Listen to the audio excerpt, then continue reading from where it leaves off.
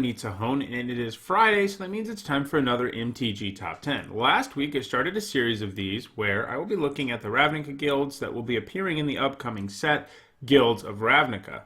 I began with Selesnya last week, and this week I'm continuing with Boros. To be eligible for this list, a card had to have a red-white color identity, the same as the Boros.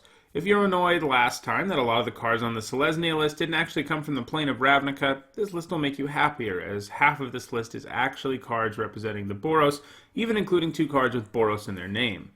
Before we get started, a quick reminder on how I score these lists. Pro Tour, Legacy, and Vintage Championship top 8s are worth 2 points, and Grand Prix top 8s are worth 1 point. Now, on to number 10. At number 10, we have a card that really punishes your opponent for trying to damage you, and that's Deflecting Palm, which also has some pretty brutal art. Deflecting Palm never saw any play in Standard, but has been played in the sideboards of a lot of burn decks in Modern. It's a great way for those decks to do the last few points of damage, especially against decks that look at dealing a massive amount of damage all at once, decks like Bogles, Affinity, and Grishelbrand. As long as those decks are relevant in Modern, you can bet Deflecting Palm will be coming out of burn deck sideboards. At number 9, we have a card that represents the Boros and rapidly assembles an army, or maybe I should say legion, and that's Assemble the Legion. This is the kind of card that can give decks filled with spot removal nightmares as it quickly swarms them and makes any such spells irrelevant. At the same time, it can serve as a win condition for a control deck as it continues to build your board every turn, while you can hang back and deal with any threats that come your way with the mana you have lying around. It managed a top 8 in a Jeskai control deck at the Return to Ravnica Block Pro Tour, and saw play in the main board of control decks and the sideboard of aggro deck, as a card to bring in against decks running lots of spot removal, while it was in Standard. It has been over 4 years since it last saw play, and new Boros cards in Guilds of Ravnica will probably knock this off the list in the near future. At number 8, we have an Elemental who can make your board pretty frightening in a hurry, and one of the 2 cards on this list from the set that the Boros very first appeared in, and that's the original Ravnica, and the card we're talking about here is Ken Zealot. The Zealot looks like the kind of card that would be a great top curve for aggro decks after playing creatures on their first 3 turns, but this isn't really the role it ever filled. It didn't see play at all in Block or Standard, and instead has been the most successful in reanimation decks and other formats.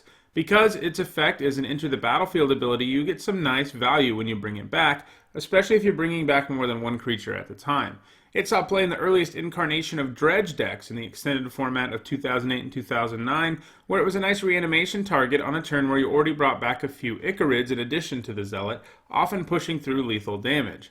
This would be the format where it enjoyed the most success, putting up an impressive 4 top 8s at Grand Prix Vienna in 2008 and 2 Pro Tour top 8s at Austin in 2009. Over the years, it has also seen play in Legacy and Vintage Dredge decks, serving more or less the same purpose. It still sees play sporadically in those formats, and is probably not done putting up points, but it isn't going to be doing so at a high rate or anything. At number 7, we have a creature who was sort of a level-up creature before level-up creatures even existed, and that's Figure of Destiny.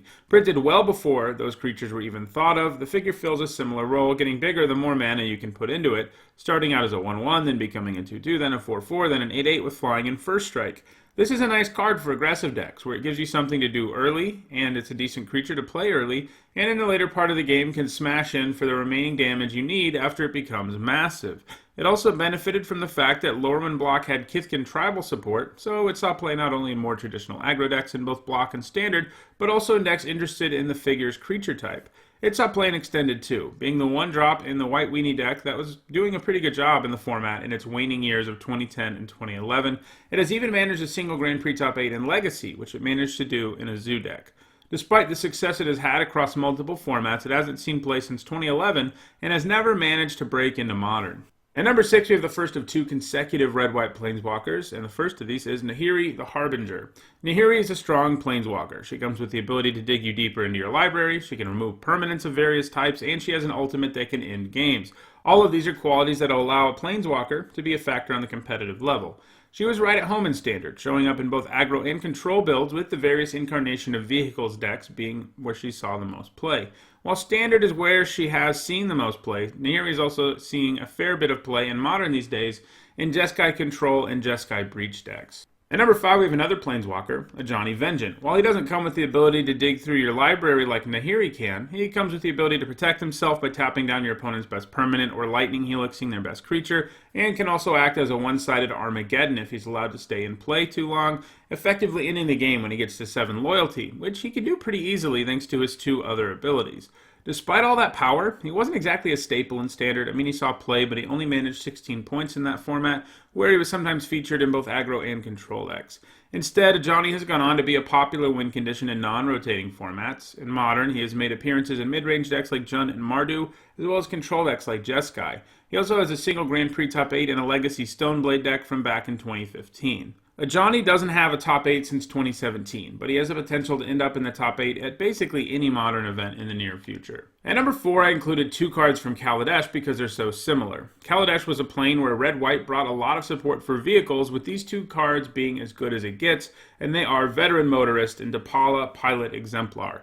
Both of them like it when you play vehicles, making them even bigger, and wouldn't you know it, Wizards made sure to print plenty of high-powered vehicles in that block. While Depala is the rare and the legendary creature, she is outshined by her uncommon companion who doubles her up on score. If I gave Depala her own spot on this list, she would only come in at number 8, while the Motorist is the true number 4. The Motorist, obviously enough, sees a lot more play. This is because it costs 1 less mana and gives you value even if it eats a removal spell right away, thanks to the fact that it scries when it comes into play. Depala doesn't come with that advantage. Obviously enough, these 2 saw play in the vehicles decks that were powerful in Standard both before and after the banning of Smuggler's Copter, and are unlikely to find success outside of Standard unless more powerful vehicles appear in the future, and let's be honest, none of us really want that after what vehicles were like the first time. At number 3, we have a modal card, Boros Charm. So far on these lists, looking at the Ravnica guilds, we are 3 for 3 on charms making the list, and I think that trend is going to continue. Like the other charms, this one offers nice flexibility. In a pinch, it can make your whole board indestructible, allowing you to laugh off a board sweeper, or it can make a creature gain double strike, which may result in lethal out of nowhere. However, the mode most frequently chosen with this is the option to do 4 damage for only 2 mana, a rate that can't be beat in many formats, especially when paired with all the flexibility this offers. Ever since it was printed, it has been right at home in aggro and burn decks across both Standard and Modern. It figures to continue to see play in Modern burn decks, so any new Boros cards that come out in Guild of Ravnica will have their hands full if they're trying to overtake it. At number 2, we have our second consecutive card with Boros in its name, and that is Boros Reckoner. Actually tied in overall score with Boros Charm, I give the Reckoner the edge because it has more Pro Tour top 8s right now. Between coming with an efficient body that can gain first strike and the fact that it lets you burn a player or creature anytime it's damaged, the Reckoner is a huge pain for your opponent to deal with. They can't really kill it in combat or with spells that do damage because they're basically giving themselves a 2-for-1, and the best thing to do sometimes is just to let this thing hit you for 3 damage over and over again, and eventually that's going to kill you. The good way to deal with it is to find a way to kill it that doesn't do damage. Otherwise, your opponent's probably going to lose. The Reckoner saw all of its play in Standard, helping make a variety of aggro decks even more potent during its time there, including Nio Gruul and Burn decks. Later in its time in Standard, Theros was released, and the fact this already great card upped your devotion to both red and white made it even more of a menace. While it did see play in Standard, good enough to give it the number 2 spot on this list, it's only a matter of time before Boros Charm overtakes it, as their scores are equal right now, and Boros Charm is still actively seeing play. And at number 1, we have one of the best burn spells ever. In fact, it came in at number 3 on that MTG Top 10, and the second card to show up on the list from the Boros' very first appearance back in Ravnica in 2005, and that is Lightning Helix. Turns out stapling Lightning Bolt to Healing Salve is pretty good. Taking down a creature and gaining life, it gives you some nice value, and should you choose to dome your opponent with this, you suddenly create a difference in life total of 6 damage. It is a multi-format all-star that has seen play in tons of different aggro and burn decks over the years. In Standard, it saw play in Boros aggro and burn decks. In Extended, it was heavily featured in Zoo and Naya Burn. It was also a fixture in the Legacy Zoo decks that were so good in that format between 2010 and 2011.